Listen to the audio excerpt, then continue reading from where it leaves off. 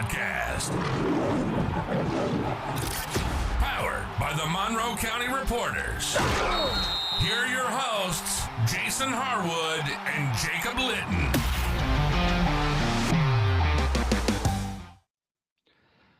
Welcome to another episode of Talking Grit. I am Jason Harwood. With me is Jacob Litton. Today, got a good show. We're going to start our draft coverage. It's about time, right? I mean, we're getting pretty close to draft. A couple weeks. We're hoping to have Eric Schlitt on. We'll get that time and date nailed down for you guys ahead of time so you guys can be on chat. Hopefully, you can get some good questions in because Eric's just a wealth of knowledge. So we're really looking forward to that. Today, what we're going to do is we're going to focus on the first round of the draft, and so we're looking at offensive tackle and edge because I think as a majority of Lions fans, that's what we're expecting the Lions to pick. So that's what we're going to focus on today.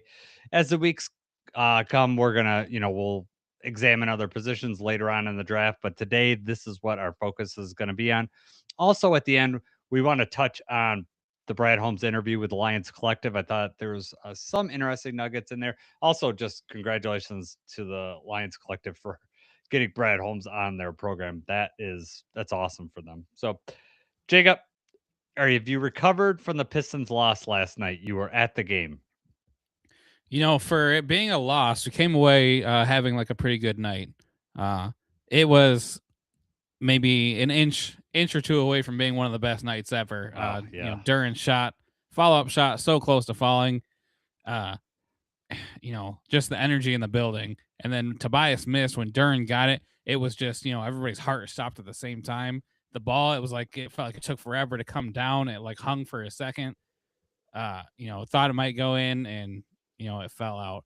And then we're all everyone's in disbelief for just a minute or two. Really weird. It's the first time I've been to an overtime game that's played out just like that. So we almost were there for a buzzer beater winner. It did not go out that way. Yeah. Still a great experience, awesome. Though. Yeah. So tell everybody why it was a great experience. You got to meet some cool people that I'm jealous of. Yeah, right. Well, so we were extremely lucky. We bought the club seats. So the club seats, it's all you can eat, all you can drink. If you haven't gotten club seats before, absolutely try to give it a shot because it's a great experience. We get the club seats, so we park in the parking garage that's connected to Little Caesars Arena, and you can only go through this tunnel if you have like club or suite tickets. So we got there early, just about the time they let people in, and there's an older gentleman and a woman in front of us, walking, and I recognized from the back of his head. And I turned and looked at JJ for a second. He has no idea what's going on, and then I'm just like, George, and he turned around. It was George Blaha. Oh my gosh! So I was in shock. I was like, oh my god. It's like, hey, can we get a picture with you real quick? And then in hindsight, I kind of felt bad. It's like, man, I probably like just sprung that on him and like put pressure on him to take a picture. He was very nice about it. We got a good picture with him. Great way to start the evening by just running in. Perfect timing running into Blaha, though. Yeah, that's awesome. That's really cool. I sent the picture to you. You said you got a funny story. Yeah. So you sent me the picture, and I was like, oh my God, that's awesome. And so I had on my phone, I show Preston, and Preston looked at it like a 14-year-old would look at something like, I'm not really interested in this because how cool could it be? What are you showing me? And then he was like, oh my God. And he's like, he got to meet Glaber Torres and Tarek Skubal. He thought you were Glaber Torres, and he thought JJ was Tarek Skubal. And I looked, the way that JJ was wearing his hat, he looks like Skubal. And we've had the inside joke that you look like Glaber Torres. Right. And I'm like, no. I was like, that's Jacob. I was like, look who they're with. He's like, oh, George Blaha. It was just so funny. I laughed out loud. I called you, but I figured you were busy. Right. In the stadium, no. But by the time you called, we were already down in deep. Yeah. That is hilarious. It's not at all the story I thought you were going to say when you said you had a funny story. No. But that's great. Yeah. So that was my funny story. All right, let's move on from Pistons. Maybe at the end we'll talk a little bit about the Tigers today because obviously opening day today, and it was a super exciting day. Good opening day, right? Yeah, great. So before we get into the prospects, I have a couple questions to ask you, Jacob, and I'll chime in with my answers too. So, will you we're obviously focusing on tackle and edge today. Are you going to be upset if those are not the first two picks? First and second round, we don't come away with a tackle and an edge. On the surface, if the question is just if we don't get one tackle, one edge with the first two picks, will I be upset? No. Okay. Now there's some other variables in there. Like, does that mean that we got one tackle and then we drafted a quarterback in round two, or like another wide receiver? There's some things that would cause some, to make me more upset. Obviously, it's inevitable, right? That when the pick comes, there's going to be a handful of players that I really like, that I really hope are going to be there, or that are there, and that I hope that we're going to pick. Yeah. Most of the time, Brad Holmes does not pick the players that I have my eye on. But there's a reason that he is doing this for a living and I'm not. So Yeah. have to Yeah. trust Brad for the most part. But, obviously those are the two highest positions of need for us, would be the offensive lineman and the edge defender. So Mm-hmm. logically, you would expect those to be the first two picks, but I can't say I would necessarily be upset. How Yeah. are you feeling about this, though? You think it's I a would. done deal? I don't. The edge. I always. I'm not sure on that because they wanted to get edge last year and it just didn't line up with who they wanted and where they picked. Right. If we don't come away with a tackle in the first two picks, I would be upset if that's the position that I was like, we need edge help. We really do. But based on getting Wanham, it's like, do they get just a specialty speed rusher later on? And I can understand that. I just from the cost perspective, it would be nice to get a higher rated edge that we could depend on now. However, in the history of the draft, like if you don't get an edge early, it's a big gamble. It's like getting a quarterback late in second round. Those second round quarterbacks, I know occasionally they worked out like Jalen Hurts. Was Lamar Jackson was late first round, right? Like almost into Right. the second round. So like Yep. they will. I mean, there is this thing that can work. However, it's really really tough. So I don't know. Tackle to me is the given. It's got to happen. It doesn't have to necessarily happen in round one, although that's what I hope and I expect. But a lot of other teams know we need a tackle too, and that's going to make it really, really difficult to navigate this. Especially if we don't go round one, because Right. then every team game planning around us in round two, trying to trade in front of us, Yep. then we've played our hand. They already know what we're looking for. Mm-hmm. And if you Yeah. look at the top 10 edge prospects, the top 10 tackle prospects, I mean, the 10th ranked edge is a round two, has a round two draft grade, round two, maybe round three. The 10th Mm-hmm. grade offense or 10th ranked offensive tackle is a round three, possibly round four. So Mm-hmm. there's a considerable drop off with the offensive tackles, whereas you could probably get an edge in round two. Mm-hmm. Yeah, it's whether the edge is going to fit what the Lions want and what the Lions do. So I mean Absolutely. that's the difficult part. All right.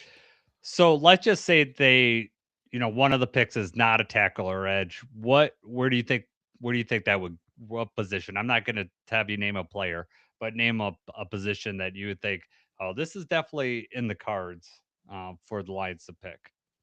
I would say linebacker. If it's outside Linebacker. of edge and, offensive tackle, which, I mean, it could even be offensive guard, maybe somebody that they envision possibly playing tackle or moving somebody else around. But Hmm. I would think outside of those top two, it would be linebacker for me. Linebacker. What about you, Yeah. though? Do you have another? Yeah, I don't think they're going to go guard. I think that they've kind of lined up like their depth at the guard position. I could see someone in the secondary. Cornerback. The Terry on Arnold story got a little more interesting today. So who knows what's going to happen. And then obviously we know the injuries at safety, so you could see something happen in there, especially if they know something more about Kirby's injury by that time, or they already know. And you're like, okay, this is going to be last Kirby's last hurrah. We might need to get someone in the back end. So I could see that happening. Even defensive line is an option, right? Like they could go somewhere in the interior too. Uh, that would maybe give them some pass rush, and then Liam has an out after this year too, so they could be looking at that depending on what they think about a Liam's injury with the ACL. Like last year was obviously a little less than expected, but maybe he's going to bounce back this year. We'll see. Um, but yeah, let's break down these prospects, Jacob.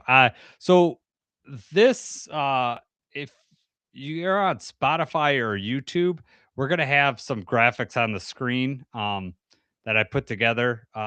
So it's not vital that you have that up, but if you have access to that, it might help you, see the prospect, give you a little additional information that we have. So all right, Jacob, who are we going to break down first? We're going to go offensive tackle first. So who are we going to go? All right, offensive tackle, the top ranked offensive tackle in the class this year out of Miami, Francis Mawagoa, which I did not study my pronunciation guide ahead of time. So some of these names I'm going to be taking my best stab at. Yep. Uh, Yeah. but he, seems to be consensus number one ranked offensive tackle.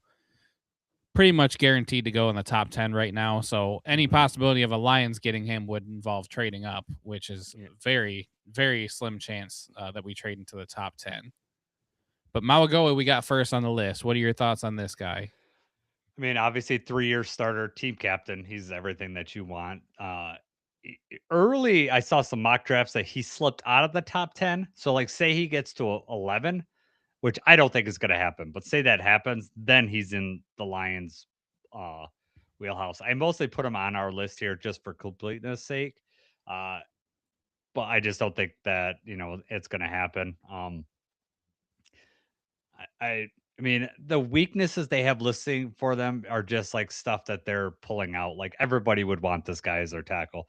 I don't see, he's highly graded in pass block, highly graded in run block, an athlete. Like there's nothing to not like about this guy. Yeah, I hate reading.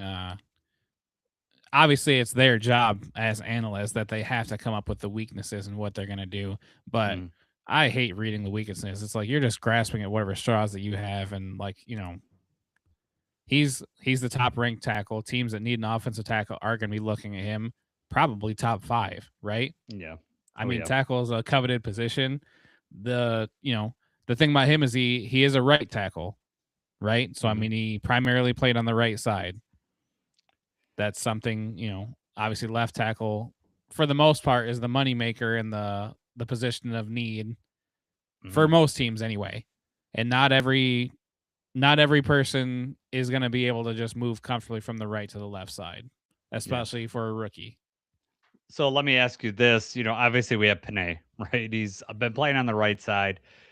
To, for you, if we had to move Panay, are you okay with that? Say we get someone that you know, Francis here that's right tackle, and we'll go through like where these guys played primarily, just so everyone knows. What is that?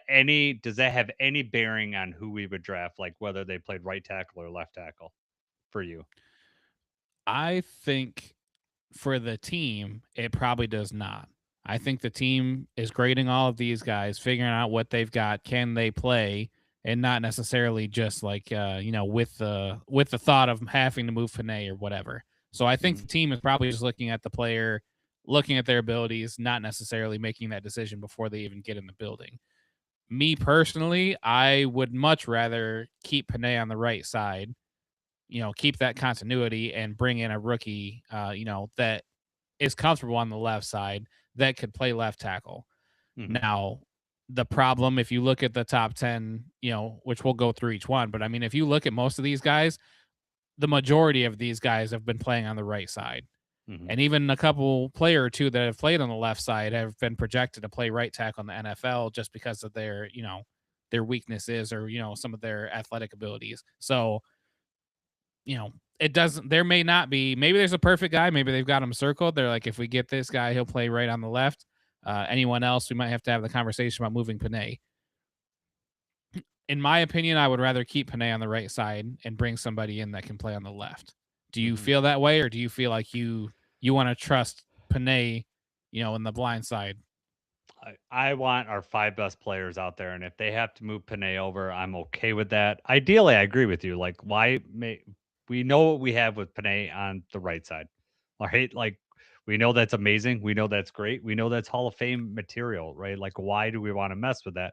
However, when you're putting together a team, you don't always can choose the right pieces and they're not always available, or you don't want to give up the assets to go get them. You don't want to trade up or whatever you would have to do to get the perfect left tackle. So ideally, yes, I would love to leave Panay where he's at. To me, I we draft the best tackle that the Lions have graded when it's their, either they have to trade up a couple to get them, or they, it's whatever falls to them, or they trade back if multiple they're, if they have multiple guys on the board, maybe they trade back too. That would be an option.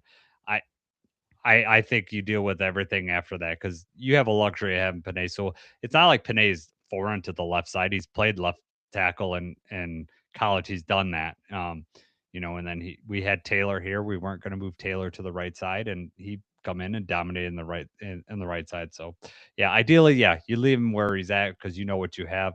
But otherwise it doesn't really bug me. All right, let's move on to prospect number 2. Um, Spencer Fennell, offensive tackle out of Utah. This is a guy, he played on the right side. He's a right tackle. He also, they project maybe to play inside. Now, for the Lions, I don't think they're looking necessarily for that versatility. They're going to, at this point, they're drafting a tackle to have a tackle. Although, is it nice to have some versatility in case, maybe, he isn't the starting right tackle at the beginning of the season and they need, someone gets injured on the inside and they have to get him in there to play. Yeah, that's nice. But for the most part, we want to draft a tackle to play him at tackle. This is a guy that could fall to the Lions, but for the most part, he's going to. I've seen most of him mocked in the 11 to 13, 14 range, even higher. Seen him go to Kansas City at 9. So this is a guy that could potentially fall to the Lions, but it's most likely a guy that we might have to trade up a few picks to get him. Say he does fall to 13 or 14 or 12 or wherever in that range. What do you like about Spencer? Is there anything that you like about him, or So honestly, like early on when I was going through prospects, I was not crazy about Spencer. Um, okay? but and he was highly rated. He was at the beginning of mocks was somebody close to the Lions around that. But now lately he's been towards the top 10 Hmm. going. That's also like his combine score. I think he was like the top offensive tackle at the combine, like 1 or 2. Um, you know, tested out really well, I guess, and I've heard like interview wise and things like that teams really like him. So he may have locked a top 10 spot up. I don't know. I'm just going off of like the film and stuff that I saw. Wasn't exactly excited about Spencer compared to some of the other people on there. Okay. He did What? play left tackle a few years ago. He played left tackle in Okay. 2023. And then the Okay. last 2 seasons he played at right tackle. But Mhm. that's also because Utah had a different offensive lineman we're going to talk about in a little bit who was the left tackle. Right. So, you know, this could be a guy that if he falls to us with his athletic ability and everything like that, maybe is able to slot right into the left tackle spot. Hmm. 3-year starter, got a high RAS score, which is relative or athletic score 9.8. It's out of 10, so it's very high. The reason why you might hear us mention the RAS score is if you look at the Lions draft picks, they one thing that they all have in common, they all have very good raw athletic scores for the most part. So I don't think it's like a requirement for the Lions, or it maybe it just that's the type of player that they go after. They just happen to fit that category. But if someone has a lower raw athletic score, it'd be less likely the Lions draft him, in my opinion. Spencer is a 3-year starter, so if that's important to you to like have a lot of starts under his belt, kind of know there's a lot of tape on him.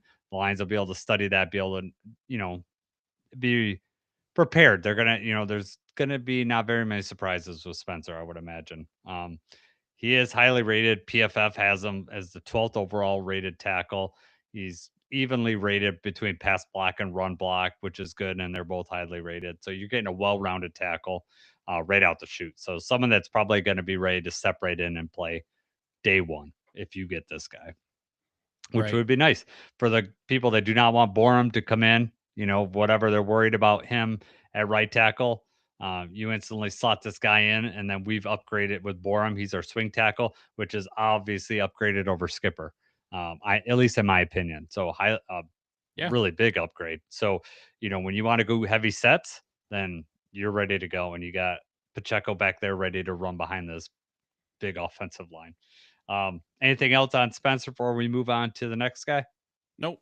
I All think right. that those two, the first two that you said, are the ones that I would say probably less than a 5% chance that either of them are going to be there when we draft. I think they're Yep. both off the board early on. hmm This next guy has been getting mocked to the Lions a lot.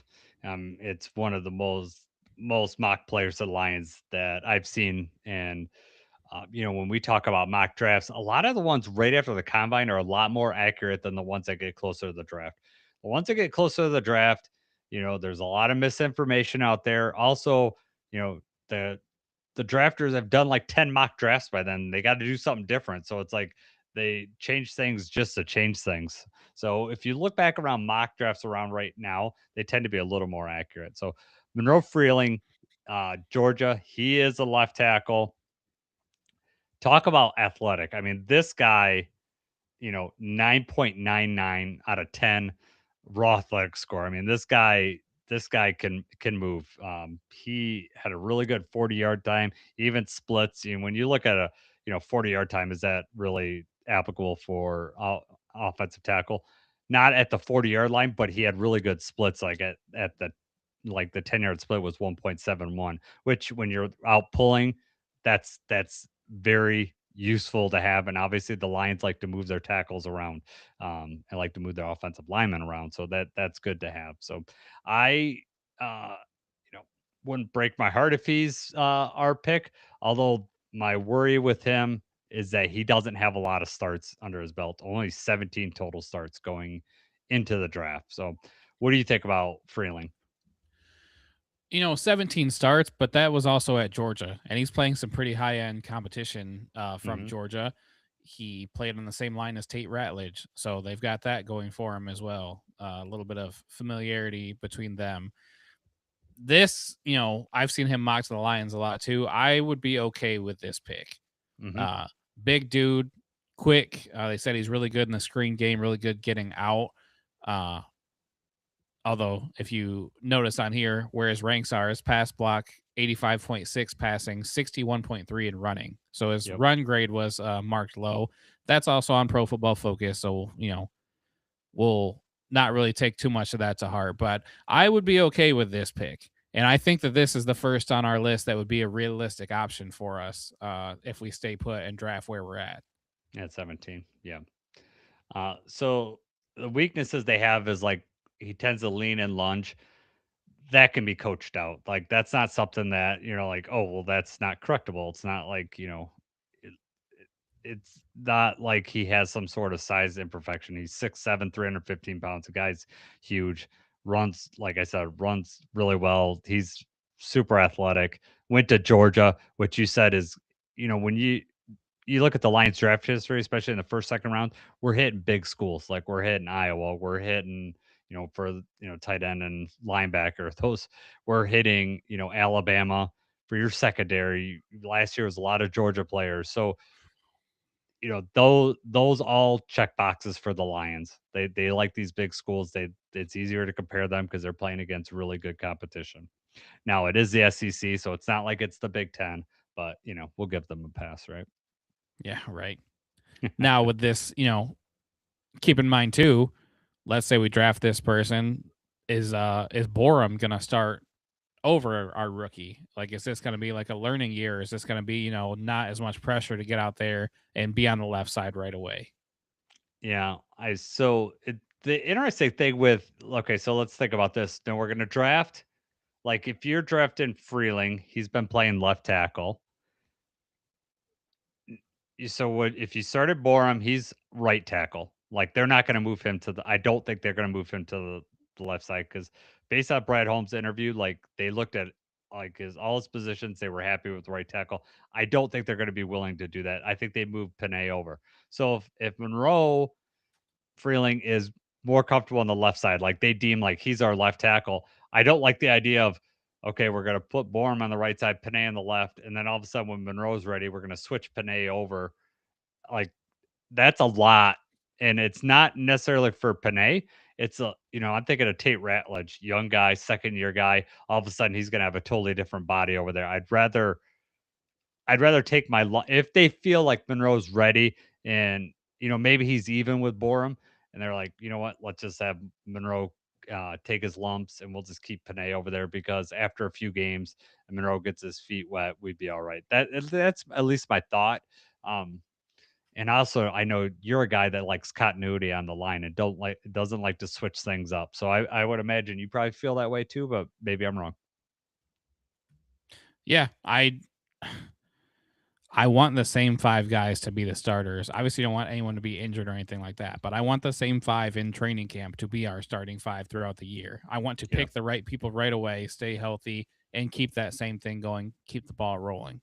Hmm. And, anytime you draft somebody, an offensive lineman in the first round like that, you don't always know that they're going to come in and mesh, and, there's going to be some growing pains involved. Yep.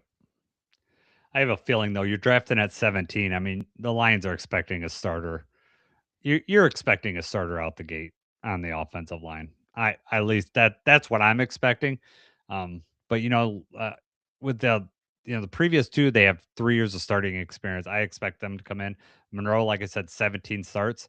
Maybe they don't feel he's ready. Maybe they think he needs a little bit more seasoning. Um, the next guy on our list, however, I think is probably I I like this guy. This is my guy. So Blake Miller, offensive tackle out of Clemson. He is projected. He played right tackle. So I don't know if he has left tackle like experience. I guess I don't know the answer to that. But mostly that's where he played at Clemson was right tackle. Hugely athletic guy, 9.90. So very athletic. 54 starts in college. So you're talking about a guy with a ton of experience. Clemson, not playing their best football, but still a big time school, good coaching. I'm okay with it. So this is probably my guy, and I think he would be there at 17 for the Lions to pick. What do you think about Blake Miller? Yeah, he's got right now around 1 to 2 grade. So depending on, obviously he tested really well at the combine, depending on interviewing, different things like that. It's still up in the air if he's going to be around 1 or 2. I Yeah. think that is definitely somebody that's going to be there. He's going to be on the board for the Lions, Hmm. or he's going to be up for grabs if we want him to be our pick at 17. Yep. Uh, I think I feel about the same for Monroe that I do for Blake Miller, which is I would be okay with that being the pick there. I can't say I would be too, I don't want to say excited about either of them. But it's a position of need and it's a player that could slot in right away. Hmm. That also means you're pretty sure with Blake Miller that if he comes in, he's more comfortable on the right side, then you're pretty sure that Panay would be moving to the left. Left side. Yep. Yep. And I'm willing to, I'm willing to I'm okay with that. So it's highly rated pass block. Um, is His pass blocking is better as run blocking, but still per PFF he's still in the top 60 of run block. So I'm okay with it. His weaknesses are the same as everybody else, like lunges, footwork needs improvement. I mean, you're going to find that for any of these prospects. I mean, they they're going to need some coaching. We got Hank Fraley. I'm okay with that. So uh the next guy is I think the next guy out of Alabama is gets mocked to the Lions almost as much as Freeling. Especially early on, he was really getting mocked a lot. So, who's our next guy there, Jacob? All right, next one on the list, Caden Proctor out of Alabama. Uh, Big guy. You have listed on here per Eric that he is a left tackle. He played left tackle at Alabama, but he Hmm. could play right tackle. Also, could possibly play guard. Yep. So you, I guess that means that most teams are not sure about where they're going to put him, or that also Yeah. just shows that he can be flexible and they show different possible strengths everywhere. Right. This we know how Jason loves big, strong men, and this is one of them right here. Yes. I think this would be the one that would be, I don't know if it's just the Alabama thing or just the strength. Something about him I think is a little more exciting to have him on the team rather than Okay. Monroe Freeling or Blake Miller. Maybe that's Yeah. also just me knowing that he, has played on the left side also. you know, um, I think that like I said, I don't know how else to put it. I would feel better, be more excited about having him on the team Hmm. than the other two at this point in time. We'll see how the interviews and other things come out and as more information comes out. But just for first look, first glance, that the size and everything that he's got to him, the Yeah, power, I like Proctor. yeah, yeah. Powers his game. Squats 815, 815. Like That's that's almost what I insane. squat. Oh yeah, I'm sure. Uh-huh. Yeah. I want to see the bar, my friend. I want to see what the bar looks like when you get that up. That would be uh You need a that'd be special bar amazing. actually, and there's only at my gym and they don't allow cameras there. So Oh, okay. Yeah, good. All right.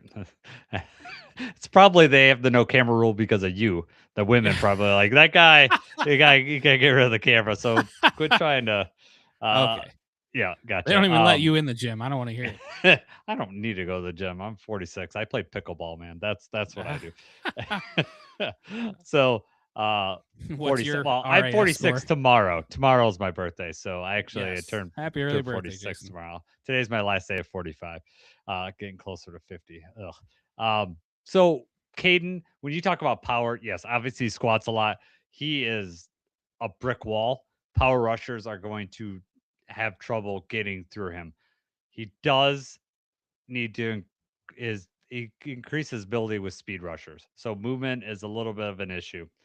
So I don't I haven't watched tape on any of these guys to be honest with you. So I'm a tend to be a guy like okay who the Lions draft now I'm gonna look and I'm gonna really study these guys as opposed to I don't have a ton of free time to study, 500 prospects tape. And Right. college tape is mostly for me. I don't have access to like all 22 film with college stuff. So you're mostly looking at, you know, YouTube videos. But regardless, that'd be the only concern with Cam Proctor is that, okay, his movement, he does have a good route athletic score, 9.17. So it is lower than the last two, Blake and Monroe Freeling, but still still respectable. So, the last guy that we're going to talk about is Jacob. Kind of mentioned him a little bit earlier. Didn't mention his name, but uh, Caleb Lomu. So he is the teammate of Spencer Fano, the offensive tackle out of Utah. He is plays on the left side.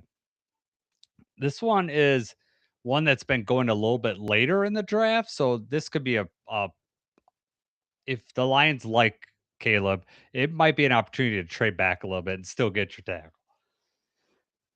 Excuse me. Raw athletic score 9.78, so obviously very athletic. What do you think about Caleb, Jacob? I don't know how much you know about him. If you have any thoughts or anything. Early on, a lot of from what I saw were like top 15 picks. Hmm. Now some of that's kind of all a little bit more all over the place after the combine, but I still see a lot round one from him. Hmm. And he, like I mentioned earlier, because Spencer Fenno he played one season at left tackle and then played the last two seasons at right tackle. But that was because this guy Caleb Lomu was the left tackle at Utah, and I mean he did extremely well and was consistent at left tackle. So Hmm. and it's interesting because from what I know, they said that Lomo was pretty good in the run game and was decisive in the run game. And then according to the numbers that we have on here, Pro Football Focus has him rated a score of 62, which is 232nd out of their Yeah. offensive tackles. So Hmm.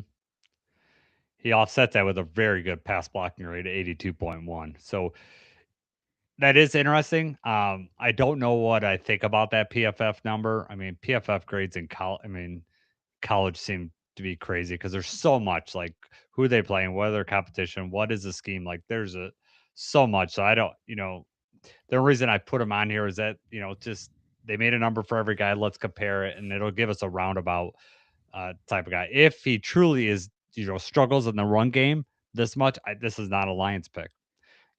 But maybe the tape says something else to the Lions, and then they could go with him. Uh, I am intrigued with the idea, like say Blake Miller and Caleb Lomu are available. The Lions like both. You know, would you trade back a few picks, 3 or 4 picks, to get another third rounder? To get another top 100 pick? I personally like that idea if the Lions are comfortable with their guy. They're comfortable with either one of these guys. I think the Lions have to start thinking about that type of decision too. when we talk about the Brad Holmes interview, he said something that really gives me caution that that's just not going to be possible. He's not going to be able to trade back unless it's for sure that he's going to be able to get one of his guys. That being said, Jacob, out of all these guys, is Caden Proctor. Who's your if you had to bet who would be in a Lions uniform? Like if you're putting your stake in your claim, who's going to be a Lion? If they draft a tackle in the first round out of the guys that we just talked about. So not who I want. If I had to just guess, is who's going to Mhm. be in a Who's going to Lions wear the uniform. Honolulu blue out of these guys? I'm gonna say Monroe Freeling. Mm-hmm. Francis Like, and Spencer, I don't think are going to be there. I think Monroe is the one that's mocked closely. I think that Lomu Proctor maybe might be falling down some draft boards. Don't know about Blake Miller. There's also another tackle, Max Hanachor out of Arizona State. That's an okay, interesting tackle prospect, former basketball player, but that's also somebody that right now is most likely mocked in round 2. okay, Maybe that's somebody, at our spot. We still have Blake Miller, Max, some of these people on there that we're looking at that we think we can get in round 2 and we go a different position. If I'm betting on the players that we've said and what I know right now, I would say Monroe Freeling. What okay. about you? I like that. I think I think you're probably right. I think the best bet out of all these guys is Monroe Freeling. Now, the only thing I could see, is the limited number of starts. If the Lions want more of a for sure thing out of that pick in this round 17, and what they think about the offensive line, do they want to take a little bit of a gamble? I don't know. I could see them going with someone like Blake Miller. Um, I don't think Caden Proctor, if he really struggles with movement like that, that's just not what our offensive linemen do. Now, maybe it's a coaching thing, and maybe they, whatever, they talk to the coaches and they think they can, coach that into him. But if he does struggle with movement, I just, I just don't see that working for the Lions run game. But, um, I you think know, the concern there is it a weight issue? okay. He's whatever, like 360 pounds or something like Yes. that, and his 40 time was slow compared to the other guys, which was Hmm. why his RAS score was lower than the other ones, is because of that 40 time, I'm sure. Yep. Which I Yeah. He had don't know when Alabama's pro day is. Did that already happen? Yes, Alabama's pro day I think already happened because Ty Simpson was It was out there. yesterday. Pro day was Yeah. yesterday. Yep. And so yeah, yeah, I knew that was yesterday. So I don't know these numbers. I probably are not from that pro day if he went, because I think I got this right before that. All right, Jacob. Let's move on to the next position that I know a lot of Lions fans are interested in, and I'm sure Lions fans are disappointed with how the Lions have addressed this position thus far. Really, since Aiden Hutchinson, they've been really disappointed with how we viewed the outside edge. So, first guy we'll talk about is David Bailey, defensive end out of Texas Tech. This is going to be outside of the Lions' range. He's just listed on here just the case Brad Holmes really wants to shoot for the fences and move all the way up. I don't think that's going to happen. Guy's hugely athletic. Top 5 rank overall defensive end in college football per PFF. Definitely a pass rush specialist over a run defender, but he doesn't have a bad run defender grade. Anything that you want to talk about with David Bailey? I think that would be awesome to get. I think there's, I'll say, less than 2% chance that he's there when we pick. Yeah. Oh my god. This time I could if the Lions got him though, can you imagine what social media would be like? Oh my god, it would be I mean, yeah, his jersey would be selling very well before he even yeah, took a snap. exactly. Yep. The hype would be very, very high if we Yeah. got somebody like that. The opposing quarterbacks in the division would be very anxious for game day with having Aiden and this guy on the other side. So uh let's skip to the next guy. The next guy I think is a realistic option for the Lions. TJ Parker, out of Clemson. Guy's 6'4", 263. Got a 9.36 RAS score. he's not as highly rated as pass rush and run defense. What do you think about TJ Parker? Do you have any thoughts about him fitting in a Lions uniform? When I was looking at edge defenders, and honestly, I guess I would say still, even right now, when I'm looking at edge defenders, what I'm doing, when I'm reading mocks, when I'm reading information, TJ Parker fits what the Lions are about more than most of those other guys. Mm-hmm. Uh, he sets the edge. Yep. He does that wall. He, stuffs the run. He's able to create some sort of a pass rush also. I think that he makes the most sense out of anybody else on the list. The Mm-hmm. question I think that would come up would be, do we reach for him? Like, do other teams feel the same way? Do we trade back? Is this going to be a Tyreek thing where, there's a couple edges that have already gone? Maybe there's a different edge that goes in front, and then we feel pressure like, okay, we do need to take an edge right now. And then we take him at 17 when other teams maybe have late first, or second round grade on him. Mm-hmm. I think that he makes the most sense for what the Lions are about. Is he going to Yeah. come in right away and get, 10, 15 sacks? Probably not. He got 11 sacks last year. He also forced a bunch of fumbles. He had a really good year, and that's somebody I'd be really excited to have. Mm-hmm. Yeah. Now, if you I want to talk about athletic freak and like some of the other like high ceiling of some of the other players, I think maybe that's where he's missing the mark. mm-hmm. But you're right. Like the Lions view that other side as someone they need to set that edge. That's why they got DJ Wanham. The guy could set the edge. He's not gonna light the world on fire with pass rush skills, but he just does a lot of things really well on the other side, and he'll take a lot of snaps. Um, when you get TJ Parker, are you going to get a ton of sacks? Maybe because you got Aiden Hutchinson on the other side. That's going to help everybody's sack total. But the Lions view, like you said, he's a good fit for the Lions. What they want to do, he could set the edge because that's number one. What they want from all their edge players, and um, it'd be also nice to have a nice cheap option at edge for have that locked up for 4 years, right? Wouldn't that be awesome? For 5 years almost. You probably if he does what you want him to do, you have him for 5 years if he's the right guy. And then Right. you got the guy next to Aiden, the whole his for 5 years, you got both ends locked up. That's dynamite. All right. Next guy is Keldrick Falk. He's out of Auburn. What well, think that the thing when I look through the strengths, like someone like Jacob said, you could look through the strengths and they tend to all read the same after a while. But one thing that stuck out with me is that this guy's a culture player, which obviously would fit right in with what the Lions like. I mean, the Lions really like, these guys that just come in and are football players. They will culture guys, really good teammate, will do anything for their teammate, work extra hard. That's right up the Lions grit, talking grit, right? Like this is exactly what the Lions want. He's young, he's only 20, but strength say he plays much older. So, do you have anything that you thought about Keldrick Falk? What's interesting about Keldra Falk is that he is like the same size, like same height, I think same weight as Marcus Davenport, uh, but just moves so much better than Marcus Davenport does. So Yeah. that was the interesting thing to me. And, Hmm. I think that this is another player that chances are he's going to be there. Do we pull the trigger on him or not? Hmm. If you remember last year, there were so many players that were there when we were drafting. Uh, there was like 5 or 6 that were like, oh my God, all these guys are there. Who are we going to get? Is it going to be one of them? And then when we drafted Tyreek, it was like, man, that was uh, not really on our radar. I mean, he was on the list, but not somebody that we expected that Yeah. name to be called at all. Hmm.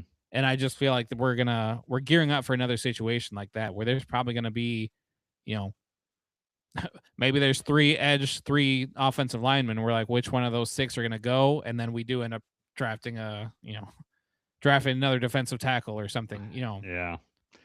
Yeah. I I this think he's guy going to be there, and I'd be okay with this pick as well.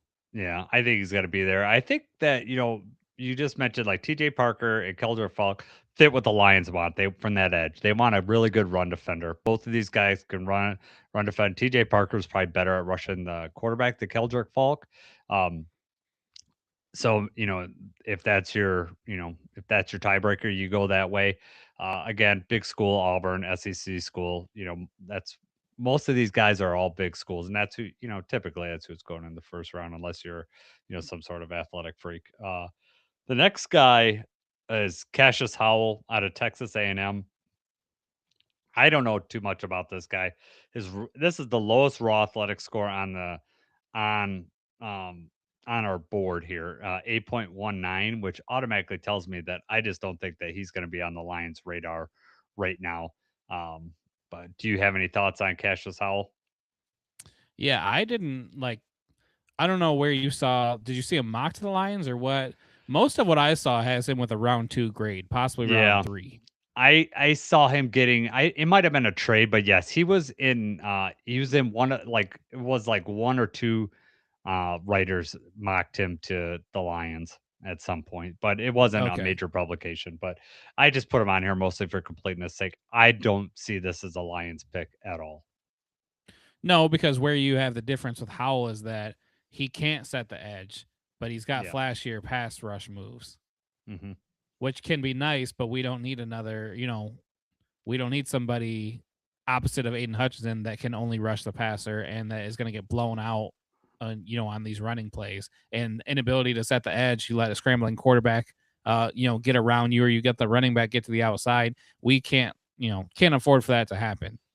Yep. So I think they would really, really have to like him as a person and like what he's about in interviews and stuff like that to take a shot on Cassius. But I definitely don't think that would be in the first round. Yeah, this is the type of guy you want later, but he's not going to be there available later, most likely. I mean, unless you could maybe second round, maybe we trade up from 50 or something like that if we do like him.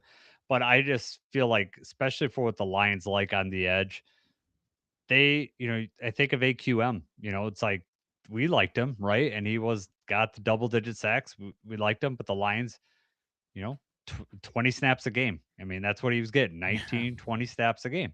And, are you going to spend high draft capital for a guy that's going to get 19 or 20 snaps a game?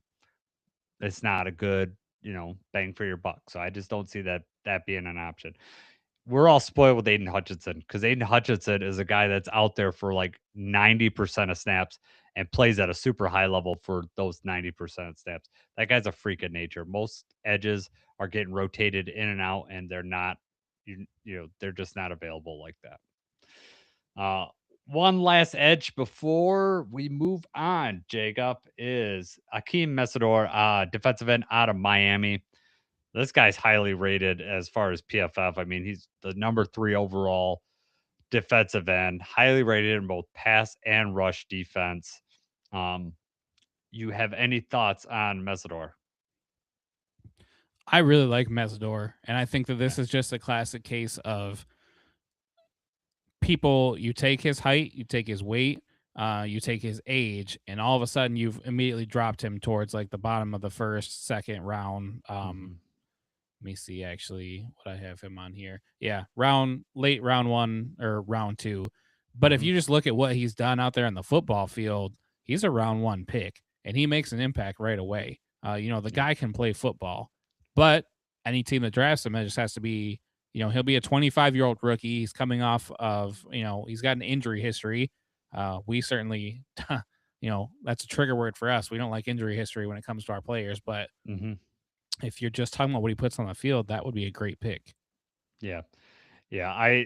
It's the age thing. It's crazy. He's going to be 25 years old. When he's a rookie, he's going to be 25 years old. So I think he's currently 24, but by the time season rolls around, he's going to be 25.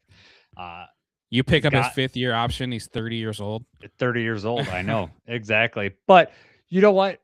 Honestly, if he comes in and does his job, are you really worried about that? Are you, you know, if you get 5 great years out of defensive end, you're probably okay with that. I mean, honestly, for us, especially with having Aiden on the other side, like we're happy.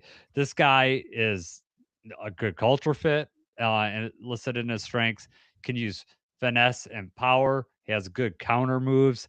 Like he's very eager in the run game. This seems like a Lions pick, and you know, I think the Lions would look past the age type thing on this. I mean, I ideally, you're right. If he has all these qualities and he's 22, he's going in the top 10 in my opinion, right? I mean, he's that he's getting knocked down because of where he's at. I mean, he's at a premium position.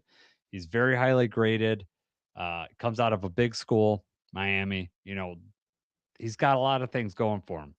But yet he's going to be at the end of the first round. So he's a guy that, let's say, okay, you trade back, you're getting him, and then you're also getting a third round pick too. So you're other getting a third round pick, maybe not starting right away, but you're hoping that guy's starting by, certainly the following season, but maybe even by the end of the season, and you're getting another starter out of that, another cheap starter for 4 years. You Right. know, so you have to weigh those pros and cons with that.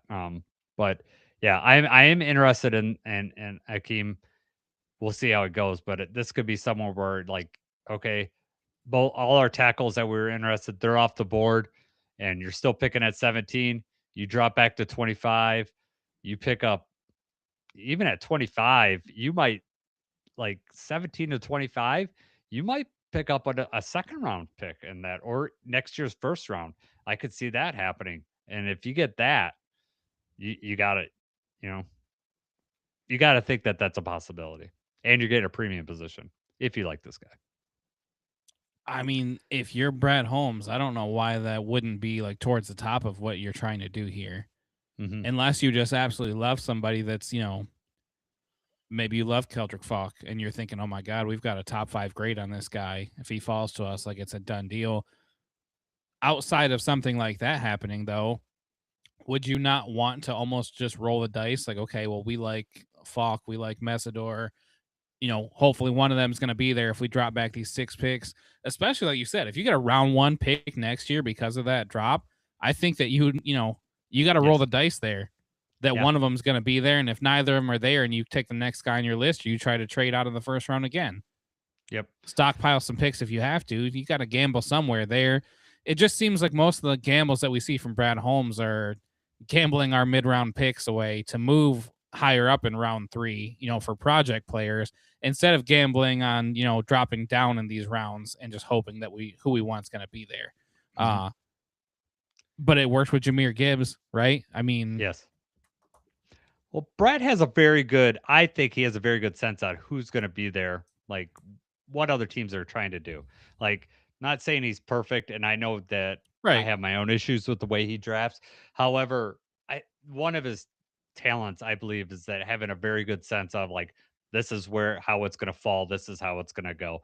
But if you're, we'll talk about the interview a little bit later. He talked about all these constraints, right? He talked about like salary constraints because we want to resign these guys. A way to restock the shelves is to stockpile high draft picks where you get cheaper rookies on 4-year deals. You've locked up a position. If you draft right, you've locked up a position. You've locked up a position for 4 years. And I trust Brad Holmes to draft well. I do. I know that people are on the fence of him lately, but you know, we're in the position we are because he did draft well, and we've been in this town where getting a top 10 pick was not a given that we were going to get, you know, a starter. It just we're taking it for granted. I think some people are taking that for granted. All There's right, a question in the let chat. yeah, I was going to say go ahead and hit that up, and I'll put it on there. Which one are you going to go first with the top one? Yes. Okay, go Detroit ahead. Fan Man 9899. Yep. So it said, still wondering what we're going to do to replace Reader and Lopez. Don't we need to draft a guy who can eat up snaps? What about Peter Woods, defensive tackle from Clemson at 17? So have you heard of Peter Woods? What are your thoughts on? I mean, I only we kind of looked at mentioned earlier, yeah. like, that same thing, like, oh, there's going to be several tackles, there's going to be several Mhm. edges. What if we go defensive tackle again? Yep. Yep. I I would not be surprised if we go defensive tackle. I would not be surprised. Would I be ecstatic about it? No, I would not be. However, I don't know. I'd be 100% honest. All my draft focus has been on these positions that I did today. So I don't know anything outside of that. So if you got insight, I'd love to hear it. The only thing that I would love if we do go into defensive tackle is to have some sort of pass rush ability because that's what we need. We need someone that can get upfield in the middle of our defense. Obviously, Aleem, we would love Aleem to be that guy. Um, And if he's not that guy this year, then I don't know if he's going to be on this team after that, because that's why he got the contract he did. So, do you have any thoughts on Peter Woods?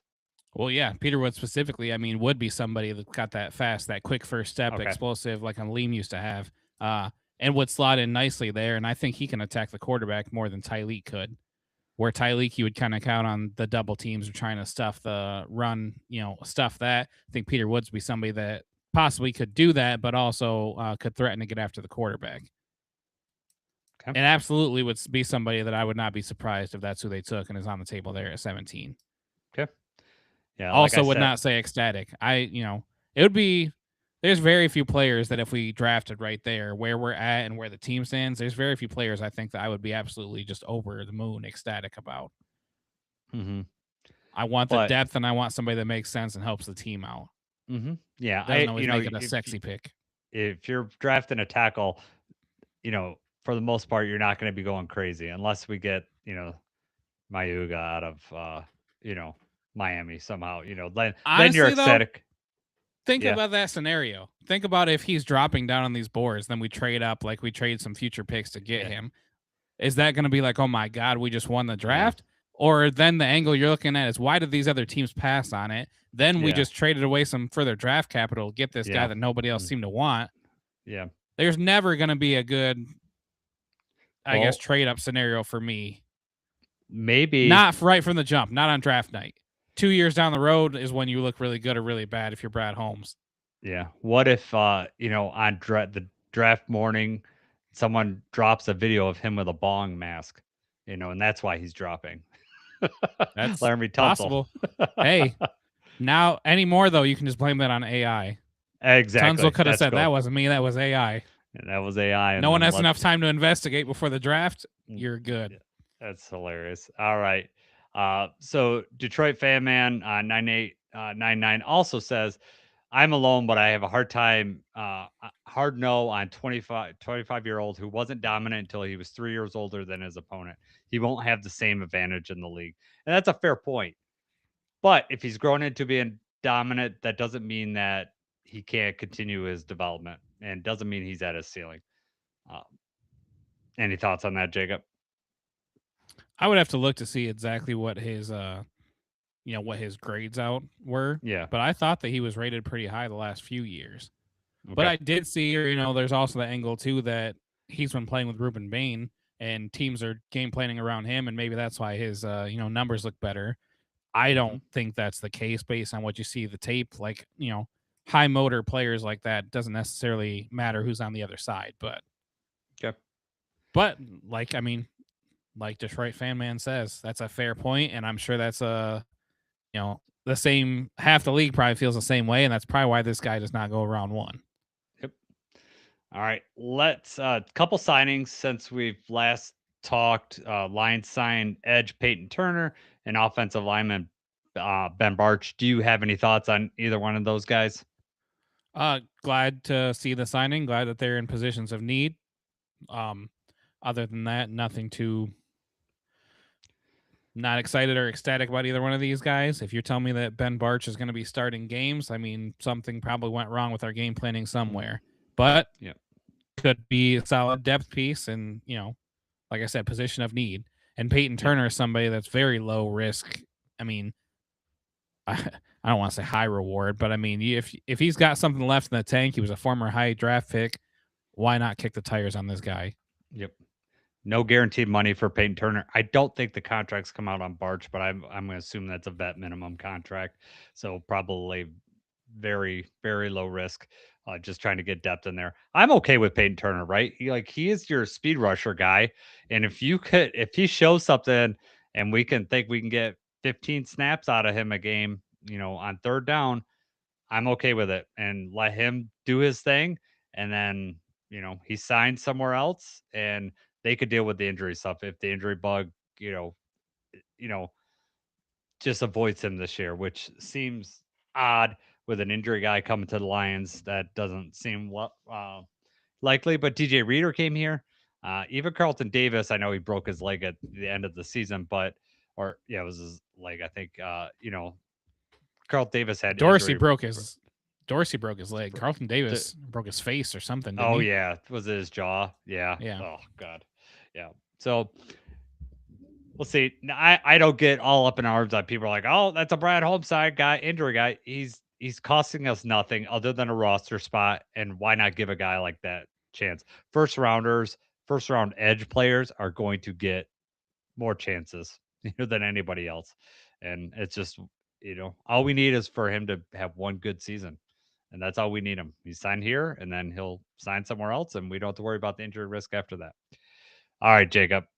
We're about an hour in. So let's talk a little bit about the Brad Holmes interview on Lions Collective. I am holding my breath that we get, Shep or we get someone else, right? Because they just seem to handing these interviews out to podcasts. POD got Petsing, Holmes went to Lions Collective. I don't know who we're going to get. We'll see when Lions PR reaches out to us. We're still waiting, guys. Yeah, we're still waiting. Don't hold your breath, right? All right. So I'll start with the first thing. He said the Lions, Brad Holmes, that is, said the Lions spent to their budget. But they do have more room. They could restructure and things like that. Were you satisfied with his answer to that? Like they spent to their budget, even though we know that they have more room, with restructures, or are you buying it, or are you one of these people that are really upset that they just didn't spend it all this year? No, actually, I think I'm buying it. I don't think most of this interview, most of what I saw were classic answers. I don't think there was really anything that like blew me out of the water that I had to pump the brakes and be like, what did he just Hmm. say? He used the word constraints a lot to the Yes. point where he even had to like, define what he meant by that when he realized that he just said it so many times. But Yep. I mean, I feel like that was truthful. And Yep. he, I think that was a point that he wanted to make in that, interview to them and to the fans is that, you know, it's not like we have, obviously it's more, but it's not like they had $100 million to spend and they're choosing just to spend 5 million just to be like, okay, cool, we Hmm. didn't have to spend that much. He said they're spending everything that they have available to us. Yep. That's Yeah. all done with the idea that they have all of these players to re-sign. Hmm. That's what he mentioned in there, and I feel like that's truthful because they're worried about Jack Campbell, they're worried about Jahmyr Gibbs, they have Branch, they have Laporta. We've got all these contracts that are coming up, and that's on their mind, and that's why they've had to limit their spending. It's a Hmm. budget. That's how they're doing it, and I feel like that part was truthful. Yep. What about you though? Was that not good enough for you? Do you No. think the restructure should have been different or? Nope. I'm okay with them doing the way I look at it, Jacob, is if I told you, hey, the Lions are going to sign an all pro linebacker that's young, uh, good leader, on the rise, healthy, hasn't missed a game. Would you be ecstatic about that? Because I'm describing Jack Campbell, right? Leading tackler on the team. You'd be really excited if he wasn't on the lines and we signed him. I don't understand why there isn't the same excitement with us maintaining a guy like that, keeping a guy like that. I just don't get it. Like people want a brand new shiny object instead of looking at and be like, we already have, we have this all pro player here. Lions had they're right up there with the most all pro players, up there with, Pro Bowl players. Like we have a good roster. We, just need to retool the depth part of it. And, if injuries line up, we're this is a very good team. So I just won't get that kind of reasoning. It's always to me, it's a grass is greener on the other side argument. Like I want the shiny new object instead of what I already have at home. It's like my kids have all these toys at home, when they were younger, but they always wanted something new at the store, right? Well, we got something better at home. It- I feel like that's the crux of the argument with the Brad Holmes and them saying he doesn't spend any money. No, he's just being smart. He's not overspending his budget. Uh, And those same people would be furious if we just blew all of our money right now, and then in turn we yeah, didn't have enough money to right, retain Gibbs and Jack Campbell. right, yeah. He'd be like, you drafted these really good all pros, and you're just letting them out of town. Yeah, exactly. Uh, how would you feel if Jack Campbell was on the Packers and you had to deal with him? You'd be pissed, Oh right? man, All right. the thing I did think was interesting, he talked about Al Qadim Muhammad. He did say that they weren't going to be able to afford him. They felt that they weren't going to be able to afford him. But really, I mean, they signed Wanham. I mean, Wanham's deal is cheaper, but it's very similar to AQM. So, how did you read that answer, or how do you react to him saying that they weren't going to be able to afford AQM, but then they signed DJ Wanham for essentially similar money? He said that about a few players, I think, like a Meek and Alex. Just what he said, I think, is that they were just upfront with these players, like, hey, we like you, we like what you're about. We just don't think we're going to be able to afford, what you're going to be, what you're going to be getting elsewhere. When they Hmm. talk to these agents and stuff like that. Um, this one was interesting because we know the numbers look very similar, and I don't remember who asked the question, but then Brad was like, "Well, I think the contracts are shaped differently." Specifically talking about AQM and Wanham. And I have Yep. not looked to see exactly how much different they're shaped. I don't know if he's talking about bonuses or what he's talking about, but it just seemed like what I thought is what I said before is that maybe AQM wanted more money and was asking for like a higher contract or was looking for something else from us that we weren't offering. And then free agency hits, he's looking around and finds out that this is all he's being offered. This is all it's on the table, and he has to take the Hmm. deal elsewhere. And by that point, then we've already, we're moving on, and now we know how much we can afford, and then we sign Wanham. Yep. I think what Brad Holmes didn't say out loud was that they expect Wanham to play double the amount of snaps of AQM. So when you look at the Yeah, value per snap, you're paying half as much for Wanham as you are for AQM. Now, that's how the Lions play. Like for another team, Muhammad may have played more snaps, right? Um, they may not value, they may have not valued run defense as much as the Lions do at that edge position. So I mean, that's really where that where that comes down to. So I'm okay with it. I wasn't. That was just the interesting thought. Was like we can't afford Wanham or can't afford AQM, but they say Wanham for. I mean, I know the deals are structurally different, but they're very similar cost, total cost. Uh, they did ask him about Taylor Decker, and I thought that was really good that they brought that up. And I was interested to hear Brad Holmes' answer on that, but it really wasn't clear. So I'm just going to ask you straight up, like now that we've caught it through free agency, Taylor Decker hasn't signed. Did the Lions fail Taylor Decker with a lack of communication, or was this all Taylor Decker's fault? Did he misread the market? Did he, you know, think he deserved more than what everybody else values him at? that's a tough question. And I mean, I thought it was. I don't know if it was. I think it was Justin that asked, because he brought up. He's like not saying that what you said at the meetings or whatever had anything to do with it, but it was right after Brad Holmes met with everyone. Hmm. They talked about Decker's future. Then all of a sudden, Decker says, "I'm back."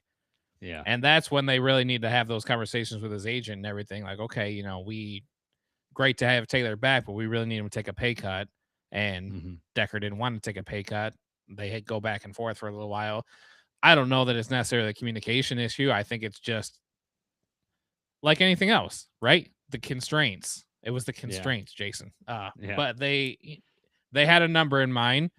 Decker felt that he was worth more than that number and that he needed more than that, and we decided we weren't going to honor it. They both agreed to go their separate ways. I think that's what we all thought happened beforehand, and I don't think that he let loose anything else in this interview to lead you to believe otherwise. Did you Mm. think that he let something slip? Do you think that maybe had they been more open ahead of time that we could have still had Decker on this team? Yeah, I don't see the thing is that like we don't know the whole timeline. I reading like how Justin answered that question, how Brad, I think Taylor Decker did surprise him with that post, and they did not expect that answer there. My feeling was the Lions are like, let's get through the combine because they this all happened at the combine, right? So their focus at that point is combine. They're going to tackle they're going to move into their free agency stuff. Not that they weren't looking at free agency before that, but I think they didn't expect Taylor to have an answer that quickly or post it openly like that. And I don't think they had reached out to Taylor since January. So and at that point, maybe from that talk they thought Taylor was going to retire, so there's no urgency about us, getting here and saying, "Hey, if you're going to come back, we're going to ask you for a pay cut." Um, Obviously, I don't like the idea of us having a pillar of our team and us not being honest with him, but I don't know if that's necessarily the answer. That's what happened. I don't think the Lions were like in January. They knew, hey, we're gonna want Taylor back. We're gonna have pay. We're gonna have to have pay cut. I don't think that whole conversation had happened at the exit interview. I think it's they got through. They looked at everything. They looked at their budget. They planned all this stuff out, and they're saying, you know what, we're just not going to be able to afford to pay him $21 million if he's not going to be able to practice, if he's not going to be, he's going to have all these limitations, uh, you know, and so they thought, when he comes in after the combine, right before free agency, we'll talk with Taylor. Because they also probably wanted to respect his privacy about, they don't want to hound him about retirement if they thought he was going to Right. retire too. You don't want to be like calling him every day, hey, you going to retire? And it's although another way of like, they might have secretly wanted him to retire so they didn't have to have the awkward conversation. Yeah. You want her to break up with you so that you don't have to do it with her. Yeah, exactly. Yeah, Based on what Dan Campbell had said, though, he kind of said that before. He was open about it. He's like, if Decker is good to go, then we still need to be looking at a tackle because he's not always available. He's going through some stuff. Mhm. And, I feel like that was being truthful. I feel like he was just speaking like that was 100% what the situation was at that point, that they weren't 100% sure, but they knew that we need to be ready for everything and we need to have a contingency plan in place. Yep. And then Decker sprung that on by making that post. And I'm sure to a certain extent you're fired up, like we all were, like, okay, cool, we're gonna get Decker back. And then, it's like not so fast, not for as much as we're gonna have to pay him. We're just gonna have to eat some of this money and he's gonna move on. And for what it's worth, Taylor Decker is still unsigned, and I have not heard anything about him meeting with any teams or anything. Have you? No, I haven't heard. I saw like a Browns media post, like, should we look at Taylor Decker? And then people were like, no, we shouldn't look at him. At least that was the social media, uh, post that I saw. So I don't know. I don't think the market's there like he thought. And also, like, who was a left tackle for Green Bay? He was like the highest, like, that they Rasheed lost. Walker? Yeah. So like everyone was, before he signed, everyone's like, he's a $20 million tackle. I think the tackle market was way depressed than it usually is. And you know what? And at this point, when I looked at it, the Lions, have $9 million dead money for Taylor Decker, right? That's what we're eating on the cap right now. He was gonna be, his cap hit was gonna be like 21 million. So like at this point, if we wanted to bring Taylor Decker back, I mean, at most we're gonna offer him is like 5 or 6 million, right? Because then you're putting him at 14 million cost to us, and that's probably what we want him to cut. We probably want him to cut at least, I would say probably, at least 5 or 6 million. We probably wanted him to take that pay cut, and he wasn't willing to take it.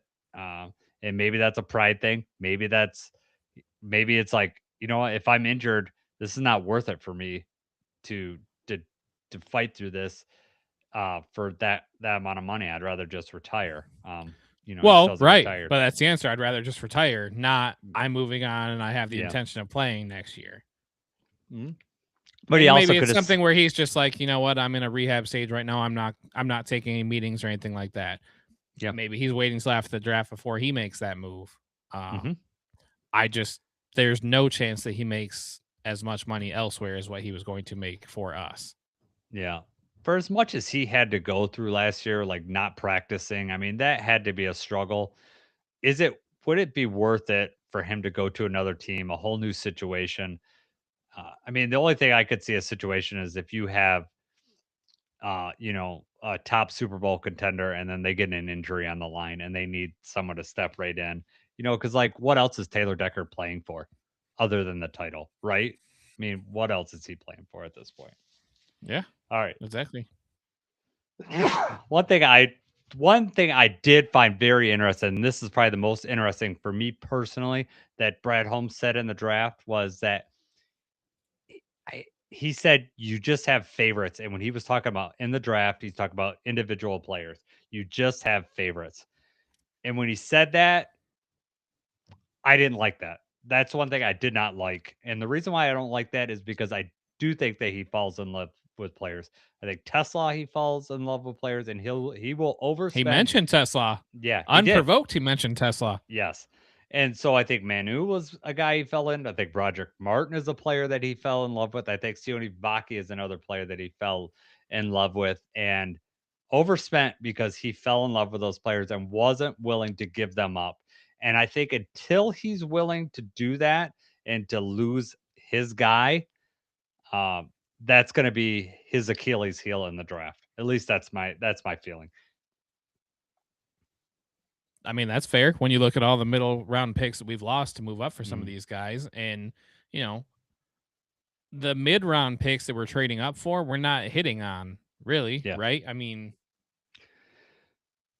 Manu Those and guys, Tesla are the two big ones. And Tesla obviously had, very, I very think Broderick limited Martin sample too. size. I think Broderick Martin is a Yes, huge one. right. I forgot about Project Martin. Burn that out of my mind. Mhm. But right, it's just not been turning out the way that he thought it was, and that has not deterred him from changing that strategy at all.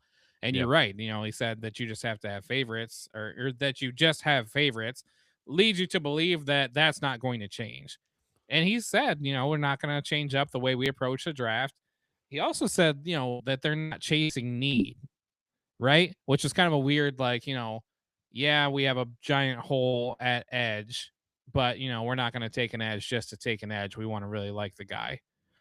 I get that you have to like the player and you're not going to draft anybody just because they play the position that you need. Mhm. So I get from that perspective, but then to also be like, well, you know what? We need these two spots, but man, I really love this, again, I really love this quarterback. I really love this other wide receiver or somebody. So this is who we're going to take a chance on here.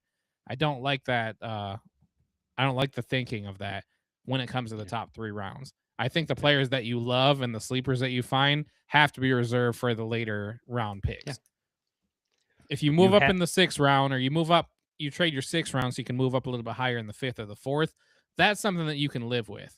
Those Mhm. top 3 are so valuable. And when you've missed as much as you have, like you're on thin ice with the Lions fans.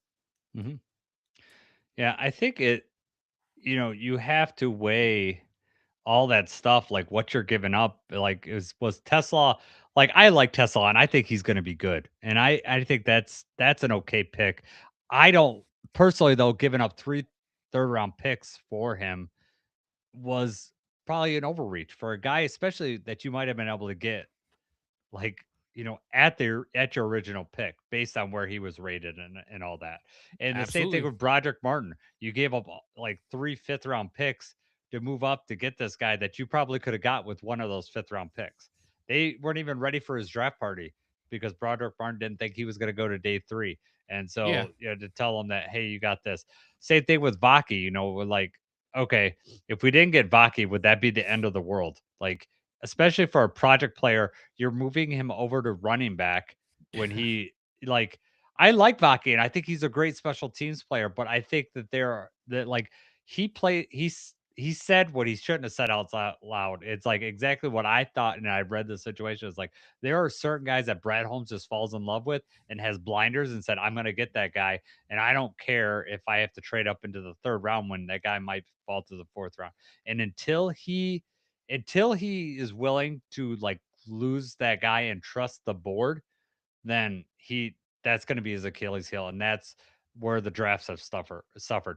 He was patient and got, Amon Ra in the 4th round, right? Like he could have like fell in love with that guy and took him earlier, but we end up getting Aleem in that draft, and then you get, you follow that up with Amon Ra, solid picks, right? And then, you know, and I know the roster was at a different point at that, but we're almost at that point right now where we need to draft cheap starters to fill in because we're going to have all these all pros and Pro Bowl players that, we're going to be very top heavy very soon. I mean, what you had said before and what, people have tried to say, or, how we feel is that Brad Holmes usually has a pretty good idea about like where these players are going to go or different things like that. Mm-hmm. But he's been so far, like Manu was projected like maybe round 7, but probably an undrafted free agent. Yeah. right? Broderick Martin was maybe round 6, probably round 7. Yeah. Tesla was like maybe he could sneak into round 4, but most likely round 5, maybe round 6.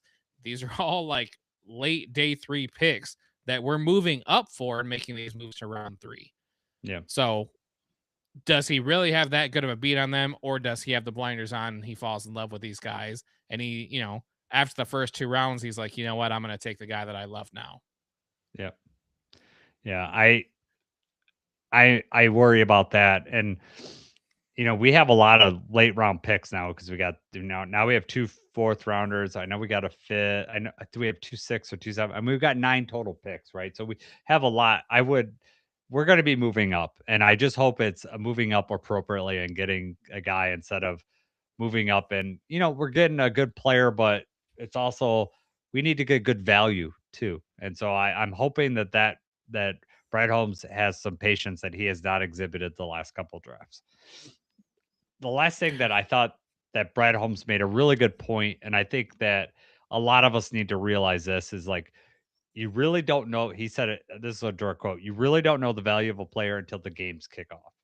We're looking at all these 1 year contracts, vet minimum contracts, and you're thinking, well, we've replaced a Meek with a guy getting a vet minimum. How we've downgraded, right? We're not doing as well. The guys that we signed, like Amik, signed for cheaper than what he left here, right? Which means he overplayed his contract, right? AQM overplayed his contract last year. Anzalone is a good player, still a good player, and he's gonna sign and get his money. Like, just because the guy signed for cheaper doesn't mean that they're not gonna go in. I think McCreary is a guy that has a really good chance of commanding a lot more money next year if he plays up to what I think he can play up to. I mean, that's what we're offering him here, right? That's why, like Yeah. Pacheco and stuff, you get these small contracts, but you get a fair shake. Like, you're not going to come in here and because what we're paying you, not going to get those reps. Like, you're going to get the chance to earn it. And if you earn it, that spot's there and you're going to get playing time with it. Hmm. Yep. Yeah, so I still think this is a destination for a lot of these guys. They know they're going to get a fair shake. Doesn't matter if the Lions go out and draft someone in the second round. If you outplay them, you're going to play because that's just the way that this team's built. And I think the Dan Campbell factor has got people excited. I mean, Pacheco, it sounds like from what Brad Holmes said, yeah, higher offers from other teams decide to come to the Lions, which is interesting because you already got Jameer Gibbs, but it could be the perfect 1-2 punch. It Right? really could if Pacheco comes back to what he was pre-injury. That might be a big if, but I still like the way he runs, and you know, can he give you 7 to 10 solid rushes a game? Yeah, I think he can, and I like where the position he'll be in. So hopefully. Can he throw the ball as well as David Montgomery? I don't think so. Yeah, we'll see. We'll see if we'll have to change the playbook. We got a new offensive coordinator. All right, real quick, Jacob, before we go off, JSN signed the biggest contract in wide receiver his in history of the NFL. Did that shock you that he got that much? What's your thoughts on JSN becoming the highest paid wide receiver? What's the contract? What's the average? Like 40, 42, I 40 million? think. I Yeah, think it was 42 42. million a year. Oh, wild. But you Yeah. know what? He had a really good year. Riding an all-time high for the Seahawks and everything. The season that he just put out, him and his agent, great work there. Trying to get the maximum amount that you possibly can. I still feel like this is one that maybe in a couple of years people think that they overspend. Yeah. But that's the way these contracts work. You Yeah. sign him for 42, the next guy gets 43, then 44. The salary cap goes up. You just keep going up higher. A few years down the road, then he's, top 5. He's not number 1 anymore. It's just the way these things work. Well, That's a lot of money though. And it like I is. said, he had a great year. Where does that put Puka though? Yeah, I know. Yeah, Puka had to love seeing that contract, but uh, you know, God, that's so much money though. 42 million. I mean, I know not. It wasn't too long ago that we were like, man, this quarterback's getting a 40 million. That's a lot of money, and now wide receivers are getting it, defensive ends are getting it, and it just in relation to the Lions, it makes the Amon Ra contract look amazing. Look, he's like number 9. So like when you talk about value, Amon Ra's given us tons of value compared to contract and production. It's Yeah, you talk about production, you talk about all pros and everything that he brings. I mean, the people that are above him, AJ Brown, rather have Amon Ra. Terry McLaren, rather have Amon Ra. Garrett Wilson, rather have Amon Ra. DK Metcalf above him, we'd rather have Amon Ra. yeah. You get to, I mean, JSN, Jamar Chase, Justin Jefferson, CD Lamb. Those are the top 4 right now. Hmm. But Amon Ra deserves to be up there in terms of talent and production with all of those guys. Yes. And yet he's making like he's making 12, an average of 12 million less per year than JSN. Hmm. I know. It's wild. So I mean, I know people get mad that Brad Holmes signs his own guys early, and maybe it hasn't worked out in the Elaine McNeil and the Derek Barnes case, but Penei Sewell, that contract looks amazing. Uh, Aiden Hutchinson's gonna look good just because the way they were able to sign those guys. Amon Ra looks amazing. JMO's contract, the way they work that looks. I know that it's gonna be weird at the end of that because there's some money that piles up, but getting him for what you know, wide receivers are getting paid wild amount of money, and I didn't think we were gonna be able to afford both JMO and Amon Ra, but they surprisingly did that contract, and if JMO If keeps playing the Alec way he's playing. Pierce, sorry, if Yeah, Alec Pierce is going to make just about as much as Amon Ra, like what are we doing? exactly. 56 catches last year, Alec Pierce, and I think it was 56. Could be wrong. It's somewhere He's around there, making maybe 54. more than JMO. Yeah, exactly. Wild. So, all right, Jacob, we were about an hour and a half in. Uh, it's great talking football with you. We will have draft stuff next week. Probably next Wednesday we'll go live. Eric is looking pretty close. We're nailing down everything, but it's going to be like probably the week, not the week of the draft, but the Wednesday before the draft is the way that we're planning for Eric. So plan that right now. We're excited to talk to him. We're going to learn a lot. And if you're someone that's not familiar with Eric Schlitt, you got to listen to that podcast because you will learn what the Lions are thinking. Eric has a very good insight with his grid index about the players that Lions covet. So it's way better than any national broadcast you're going to get, and it's going to be all solid draft stuff. We'll be live, so you can come on, and we will. I don't know how many people will be in our live stream, how many questions we're going to get fired, but we will ask some of those questions to Eric, and we'll get that on there. I'm really looking forward to that. So for Jacob over there, I'm Jason. Let's go Lions.